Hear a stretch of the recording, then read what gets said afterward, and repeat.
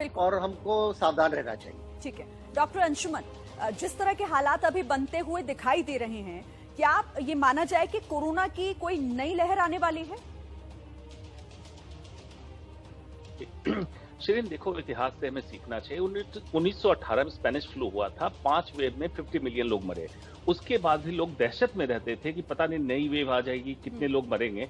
Same corona के second wave के कारण दहशत है।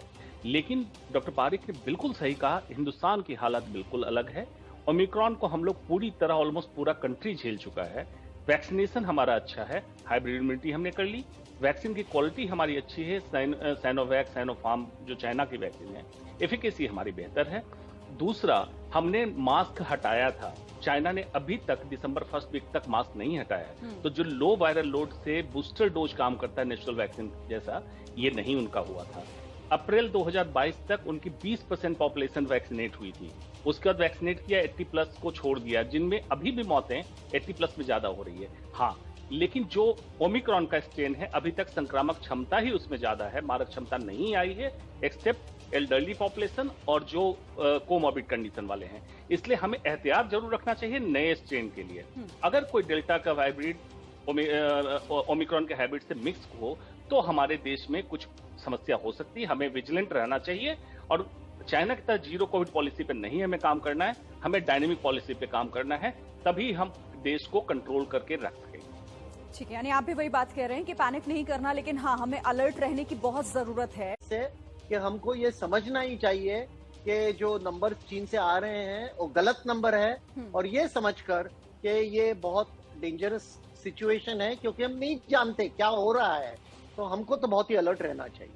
अलर्ट रहने की जरूरत है और डेंजरस सिचुएशन। डॉक्टर अंशुमन, आपको क्या लगता है कि जो चीन में इस वक्त स्थिति बनी हुई है, वो खतरा भारत ना पहुंचे, इसके लिए अभी से क्या कदम उठाए जाने चाहिए? बिल्कुल, जो गलती पिछली बार हमने की, क्योंकि पिछली बार जानकारी नहीं थी इसलिए गलती हो गई। अब तो हमारे पास जानकारी है, वर्ल्ड मेडिकल लिटरेचर है, और किस तरह से स्ट्रेटजी और पॉलिसी बननी चाहिए उसका ज्ञान है। तो हमारी पॉलिसी, जैसे कुछ बातें हो रही है कि बेइजिंग या चाइना के किसी सिटी से निकल के फ्लाइट वाया मीडिया भी अगर दिल्ली पहुंच रहा है तो उसका एहतियात ये हमें करना होगा। दूसरा, जेनोमिक सीक्वेंसिंग की बात बढ़ा दी गई है, बिल्कुल ठीक है, ताकि हमें पता चले। तीसरा, जो अगर वैक्सीनेटेड पॉपुलेशन है जिनको 6 महीने से ऊपर हो गया, उनके बूस्टर की डोज चालू कर देनी चाहिए। वो एक अभी मिसिंग लिंक है हमारे पास, अभी सिर्फ हाई रिस्क लोगों ने वैक्सीन लिए हैं। तीसरी बात, जब WHO का इन्वॉल्वमेंट होता है, UN का इन्वॉल्वमेंट होता है, इसमें हमें ये चाहिए कि चाइना से एग्जैक्ट सारे फिगर, सारे फैक्ट्स निकालने चाहिए, जो 3 साल में हम नहीं निकाल पा रहे हैं। हमसे मतलब है पूरा वर्ल्ड ये नहीं निकाल पा रहा है, उस पर प्रेशराइज करके निकालना चाहिए। मेडिकल में ट्रांसपेरेंसी एक टूल है जिसके तहत हम किसी चीज को कंट्रोल एंड कमांड कर सकते हैं।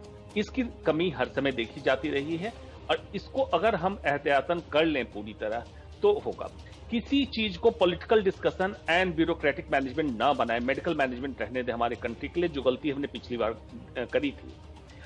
अभी से अगर एहतियातन हम अपने बफ कर देख लें कि क्या तैयारी हमारी थी, कहाँ मिसिंग है, कहाँ लैकिंग है। जो आपने चाइना से रिपोर्ट सुनी कि बेसिक पैरास्टामोल की गोली, थर्मामीटर और बेसिक व्यवस्था नहीं मिल रही, इन चीजों को हमने भी झेला था, उसको हमें सुचारू रूप से बिल्कुल स्थान पे पहुंचा देना चाहिए। यही मेरा रिकमेंडेशन है। ठीक है, डॉक्टर राजेश पारिक जी, ये तमाम बातें आप लोग लगातार हमारे दर्शकों तक भी पहुंचा रहे हैं, और जाहिर है कि हमारी नजर उस मीटिंग पर भी है जो मीटिंग आज सरकार करने जा रही है, स्वास्थ्य मंत्रालय की तरफ से समीक्षा उसमें होगी। आप कोई सुझाव आम लोगों को अगर देना चाहें, क्योंकि खतरा भले ही अभी भारत पर ना हो, लेकिन कब आ जाए कुछ कहा नहीं जा सकता। देखिए, पहले तो हमको ये समझना चाहिए कि खतरा US, UK, बेल्जियम और ऑस्ट्रेलिया में पहुंच चुका है। जो ये नया वेरिएंट है, ओमिक्रॉन का ही वेरिएंट है, BF7, वो अभी इन 4 देशों में गया है। एक मिनट आपको यहाँ रोकना चाहती हूँ, एक बड़ी खबर आ रही है, फिर अपनी बात पूरी कर लीजिएगा। एक बड़ी खबर इस वक्त चीन से आ रही है। चीन की मशहूर ओपेरा एक्ट्रेस चू लालनल की मौत हो गई है। यहाँ पर बताया जा रहा है, आशंका इस बात की जताई जा रही है कि कोरोना की वजह से इनकी मौत हुई है। इस एक्ट्रेस की उम्र महज 39 साल की थी, जिनकी कोविड की वजह से मौत की आशंका जाहिर की जा रही है। और चीन की मशहूर ओपेरा एक्ट्रेस हैं चू, जिनकी मौत हो गई है। इस वक्त की ये बड़ी खबर तो चीन में बढ़ते और बिगड़ते हुए हालात से जुड़ी हुई ये बड़ी खबर, ओपेरा एक्ट्रेस जो महज 39 साल की उम्र की थी और उनकी मौत की आशंका कोविड की वजह से जाहिर की जा रही है। डॉक्टर राजेश पारिक, बड़ा संकट की स्थिति बनी हुई है। अच्छा, यहाँ क्योंकि इस पर हम चर्चा विस्तार से आगे करेंगे, आप सभी मेरे साथ बने रहिएगा। डॉक्टर पारिक, अपनी बात भी आप पूरी कीजिएगा आगे। एक छोटा सा ब्रेक, फौरन लौट रहे हैं।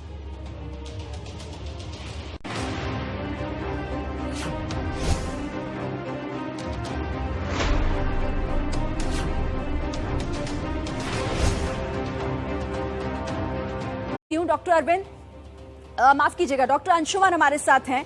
डॉक्टर अंशुमन, आप तो लगातार इन सब चीजों पर नजर भी बनाए हुए हैं, आपको भी समझ आ रही होंगी चीजें, लेकिन जिन नए वेरिएंट की भी आशंका से गुरेज नहीं किया जा सकता, आपको क्या लगता है कि ये नए वेरिएंट कितने खतरनाक हैं और भारत में क्या इसको लेकर हम तैयार हैं, अगर ये भारत में भी पैर पसारते हैं तो?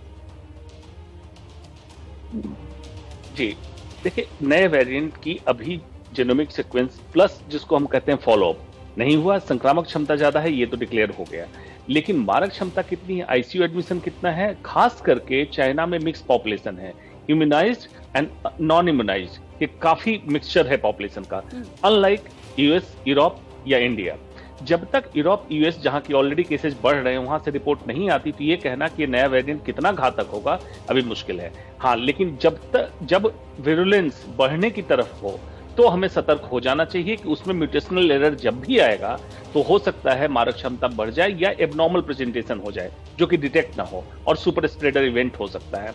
तो हमें इन म्यूटेशन पे नजर रखना है, इसमें कोई दो मत नहीं है। फर्दर म्यूटेशन हमारे यहाँ जब होगा, अगर ये स्प्रेड होकर हिंदुस्तान आता है तो हमारे यहाँ ज्यादा पॉपुलेशन इम्यूनाइज है, ये कैसे बिहेव करेगा, जैसे आपने ओमिक्रॉन के समय सुना था स्टिल्थ ओमिक्रॉन, जो चकमा देने वाला आ गया था, तो क्योंकि इम्यून पॉपुलेशन मिलेगा तो चकमा देना ज्यादा सीख सकता है, एक इसकी संभावना है।